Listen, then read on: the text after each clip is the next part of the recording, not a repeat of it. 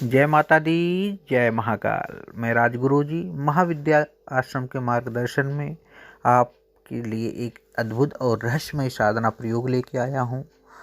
काला कलवा 64 बीर साधना प्रयोग। कलवा बीर या काला कलवा 64 बीर एक मशानी साधना है जो कि शमशान में जाकर या शिव मंदिर में या निर्जन स्थान पे जाके ही सिद्ध किया जा सकता है। हाँ, अगर आप इसे सात्विक रूप से करना चाहते हैं तो आप अपने घर पर भी सिद्ध कर सकते हैं। लेकिन इस साधना के लिए सबसे बड़ी ज़रूरत इस बात की है कि आपके गुरु जी और गुरु से दीक्षा और गुरु जी का हाथ आपके सर पर होना बहुत ही ज़रूरी है, नहीं तो आप कुछ न कुछ हानि कर सकते हैं। काला कलवा बीर ये सभी वीरों में सबसे महान वीर है। ये कहिए कि 64 वीरों की शक्ति इसमें ही समाहित है, क्योंकि एक साथ वीर भी है और कलवा भी है। तो हनुमान जी का एक नाम महावीर भी है। उन्होंने महावीर का नाम प्राप्त करने के लिए एक वीर की साधना की थी, इसीलिए उनको महावीर भी कहा जाता है। जिस साधना के बाद अगर आप ये कर लेते हैं काला कलवा, तो आपका हर काम पल भर में सफल हो जाता है। आपकी मनोकामनाएं तुरंत ही ये पूरी कर देते हैं। जैसे मारण है, मोहन है, स्तंभन, उच्चाटन या वशीकरण जैसे जो खटकर्म हैं, वो मिनटों में ही साधक की इच्छाओं की पूर्ति करने में ये सक्षम है।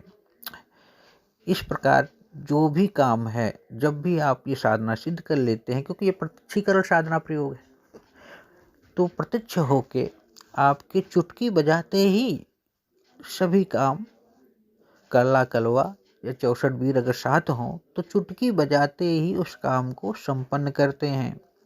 बस इसके लिए आपको थोड़ा परिश्रम करना पड़ेगा और धैर्य को मजबूत करना पड़ेगा। और याद रखिए कि साधना अधूरी नहीं छोड़नी है। अगर आप इस साधना को करने जा रहे हैं, थोड़ी दिक्कत हो सकती है, तो मैं यही कहूँगा कि इस साधना को करने से पहले थोड़ा सूझबूझ लीजिए। अपने किसी अच्छे गुरु या अपने आसपास किसी अच्छे मार्गदर्शक जो इस साधना में प्रवीण हो या इस साधना को संपन्न किए हों, तो उनका मार्गदर्शन लेना बहुत ही ज़रूरी है। तो उनसे जानकारी, उनके मार्गदर्शन लीजिए और उनसे काला कलवा 64 बीर के यंत्र का निर्माण भोजपत्र पे कराइए। एक गुटिका का निर्माण भोजपत्र पे कराइए। तांत्रोक्त रूप से उसकी प्राण प्रतिष्ठा कराइए शुभ मुहूर्त में। अपने नाम से, माता पिता के नाम से, गोद से संकल्पित कराइए। स्फटिक या काले हकीक की माला को मंत्र सिद्ध चैतन्य करा के मृत संजीवनी विद्या से सिद्ध करा लीजिए। क्योंकि हालांकि ये है तो साबर मंत्र, लेकिन इसमें जो गुटिका है वो आपके सुरक्षा कवच का निर्माण करता है। क्योंकि शमशान की साधना है, तो इस साधना से संबंधित सुरक्षा होना बहुत ही ज़रूरी है। तो याद रखिए, बिना प्राण प्रतिष्ठित सिद्ध सामग्री की आप ये साधना मत कीजिए। गुरु के मार्गदर्शन में ही कीजिए। आप हमसे भी मार्गदर्शन ले सकते हैं, अपने आसपास भी किसी अच्छे विद्वान से मार्गदर्शन प्राप्त कर सकते हैं। याद रखिए, साधना कोई भी कर सकता है। कोई साधक हो या गृहस्थ हो या नॉर्मल या सामान्य मानव हो, साधना सबके लिए उपयोगी है। हाँ, ये मायने रखता है कि उस साधना को सिद्ध करने के बाद हम उस साधना का प्रयोग किस रूप में करते हैं। हम गलत करेंगे या समाज के धार्मिक रूप से गलत प्रयोग करेंगे तो सीधी सी बात है, दिक्कतें तो हर जगह होंगी। भाई, आप अपने मित्र को भी गाली दोगे तो वो भी आपको मानने दौड़ेगा, और दुश्मन को भी राम राम कहोगे तो भी सम्मान करेगा। तो आपको देखना है कि गलत क्या है, सही क्या है। और साधनाएं कभी किसी को कोई हानि नहीं पहुंचाती, चाहे शमशानी हो या मशानी हो या किसी भी प्रकार की, वीर की हो, बैताल की हो या भूत प्रेत डाक निशागनी की हो या निम्न हो या उच्च हो, किसी भी साधना में किसी भी प्रकार की दिक्कत नहीं होती है। अगर आपकी मनोभावना, आपके विचार शुद्ध हैं। और खासकर कलवा बीर की साधना तो अद्भुत और रहस्यमय साधना है, भैरव की साक्षात साधना है, क्योंकि ये शिव के अंशा अवतार हैं। तो इसलिए याद रखिए, इसके भैरव का मंत्र भी होना आपके पास बहुत ज़रूरी है। और ईशावर मंत्र है तो अद्भुत है ही ये। अब आपको करना कैसे है? सबसे पहले आपको अमावस के दिन, किसी भी अमावस के दिन रात के 9 के बाद आपको एकांत स्थान पे, नदी, सरोवर या अपने घर में कहीं शांत जगह में आपको ये साधना करनी है।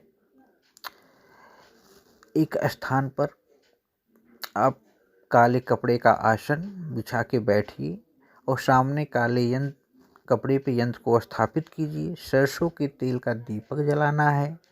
एक देसी पान का पत्ता रखना बहुत ही ज़रूरी है। उस पर 2 लौंग रखिए और 5 बोदी के लड्डू काले वीर के नाम से रखना है उनको प्रसाद के रूप में।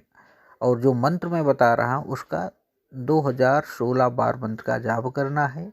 और ये करना है आपको कितने दिन में? 11 दिन में।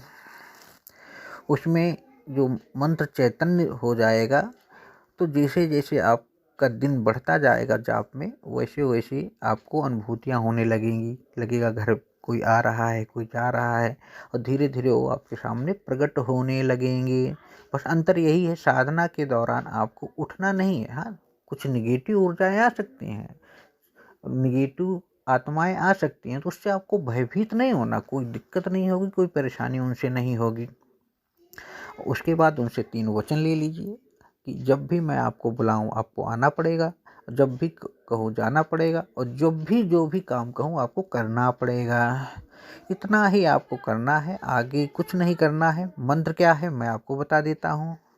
बाबा की मरघट वासी की दुहाई, वाली की दुहाई, मुर्दे खाने वाली की दुहाई, 5 पीरों की दुहाई, सैयद बादशाह की दुहाई, बावरी की मीर साहिबा की दुहाई, कालका माई की दुहाई, कोतवाल की दुहाई, बाबा बालक नाथ की दुहाई, गुरु गोरखनाथ की दुहाई, बाबा की दुहाई, मरघट वाली की दुहाई, भैरव काली की दुहाई, पहलवान की।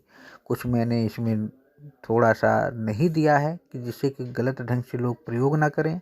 किसी सिद्ध गुरु के मार्गदर्शन में करें, सुन के या पढ़ के ना करें, तो यंत्रमाला के बिना ना करें। तो इसलिए आप इस साधना को किसी अच्छे योग्य गुरु के सानिध्य में कर सकते हैं। कोई दिक्कत हो, परेशानी हो तो आप हमसे भी संपर्क कर सकते हैं। हमारे महाविद्याश्रम चैनल को सब्सक्राइब भी करिए, लाइक भी करिए, बेल आइकन को प्रेस कीजिए। और कोई दिक्कत हो तो हमसे बात भी करिए। 9958417249 हमारा संपर्क सूत्र है, या अपने आसपास किसी अच्छे विद्वान से भी कर सकते हैं।